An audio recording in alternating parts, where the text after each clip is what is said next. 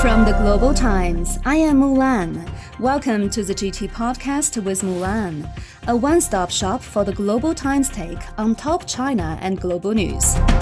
In today's podcast, less than 3 months after establishing diplomatic ties with China, Honduras President Xiomara Castro made a historic, fruitful trip to China. Washington is critical of closer China-Arab ties. Totally ignore it, a Saudi minister said as cooperation deepens. While the U.S. keeps adding fuel to the fire of the ongoing Russia-Ukraine conflict, its energy firms are after Ukraine's energy assets. Germany must resist the U.S. attempt to push Berlin to the front lines of a confrontational policy vis-à-vis China, German lawmaker says. Argentine soccer superstar Lionel Messi is creating a fan fever in China as he is in China for a friendly match with Australia.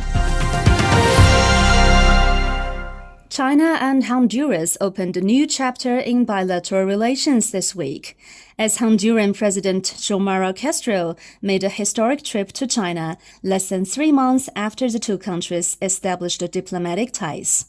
Chinese President Xi Jinping met with Castro in Beijing on Monday. President Xi extended a warm welcome to Castro and hailed her visit as one of special significance, as it opens a new chapter in the annals of the China-Honduras relationship. The Chinese president also commended her unwavering political will as evidenced by the historic decision she made to fulfill her campaign promise of establishing diplomatic relations with China.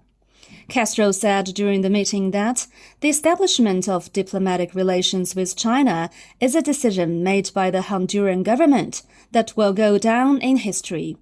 Honduras firmly supports and upholds the One China principle and firmly supports the Chinese government's efforts to achieve reunification. During the 6-day visit, the two countries saw major developments in a wide range of areas in bilateral relations. Honduras officially inaugurated its embassy in Beijing. Diplomats and officials from both sides hailed the significant progress made in such a short period of time. The two countries also inked a slew of cooperation documents. Notably, they signed a cooperation document on jointly building the Belt and Road Initiative, vowing to strengthen coordination in their policies and development plans, and deepen cooperation in various areas. Other cooperation documents signed during the trip covered areas such as quality inspection, economic and trade issues, agriculture, science and technology, and culture and education. China also moved swiftly to allow Honduran products such as white leg shrimp to enter the Chinese market. Honduras also formally applied to join the BRICS New Development Bank. In an interview with the Global Times, Honduras Foreign Minister Enrique Reina said that bilateral ties have been growing like a robust tree, benefiting the people of both sides. When it comes to the influence of the U.S. on Honduras and other Central American countries amid the tense U.S.-China rivalry, the Honduran Foreign Minister said the decision of Honduras to recognize the One China principle is a sovereign decision. U.S. officials have long tried to dominate the Arab world and undermine China-Arab cooperation, but Arab countries are rejecting the U.S. zero-sum game resoundingly. Earlier this week, more than 3,500 Chinese and Arab officials and business representatives gathered in Saudi Arabia for the 10th Arab-China Business Conference. At the event, a total of 30 investment agreements worth $10 billion were signed, covering a wide range of sectors, including technology, renewables, agriculture, real estate, minerals, supply chains, tourism, and healthcare.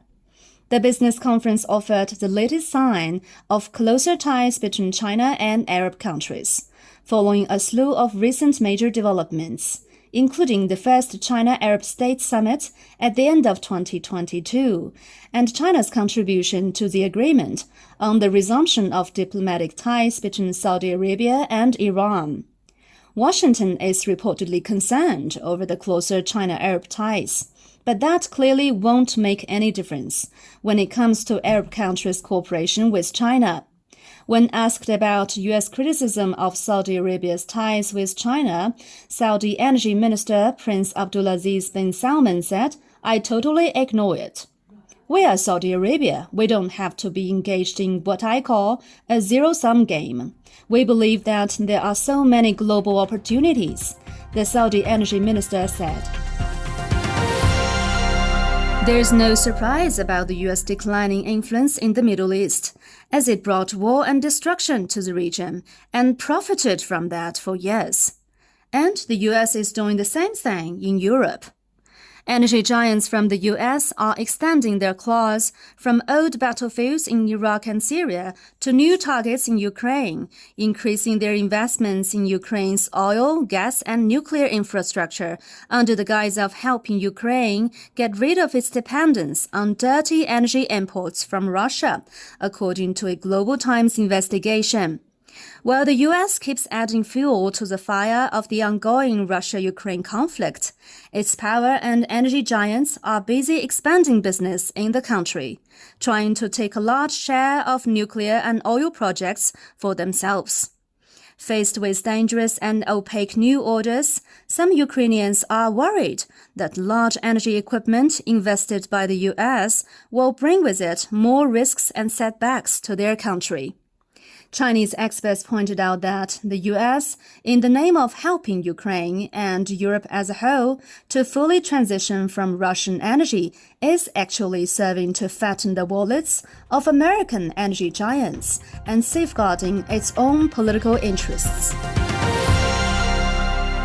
China-Germany and China-EU relations have been complicated by several factors, particularly Washington's geopolitical gambits. How Germany should pursue its independent policy toward China. German lawmaker Sevim Dagdelen has a clear answer. Germany must resist the U.S. attempt to push Berlin to the front lines of a confrontational policy vis-à-vis China, she said in an exclusive interview with the Global Times after her recent trip to China. My impression, however, is that the German government is currently not pursuing an independent foreign policy, but is essentially following instructions from Washington to the detriment of the German people, she said. Hundreds of thousands of jobs in Germany depend on good Germany-China relations, especially on cooperation in production and trade, she said.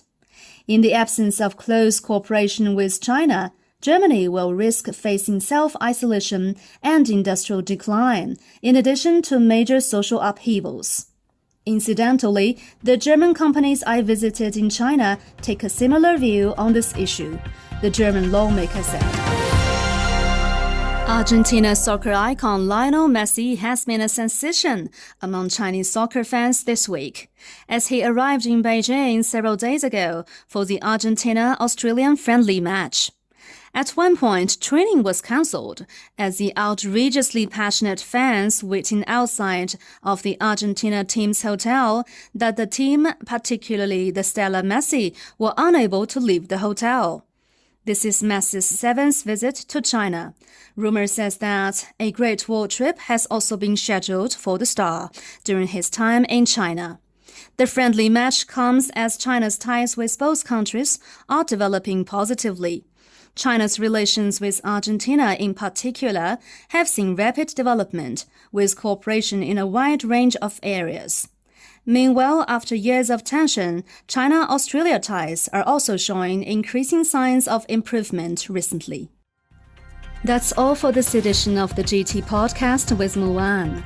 Make sure to follow the Global Times on Twitter and Facebook to stay tuned. You can also check out our podcast, articles, and much more on our website at globaltimes.cn. Thank you.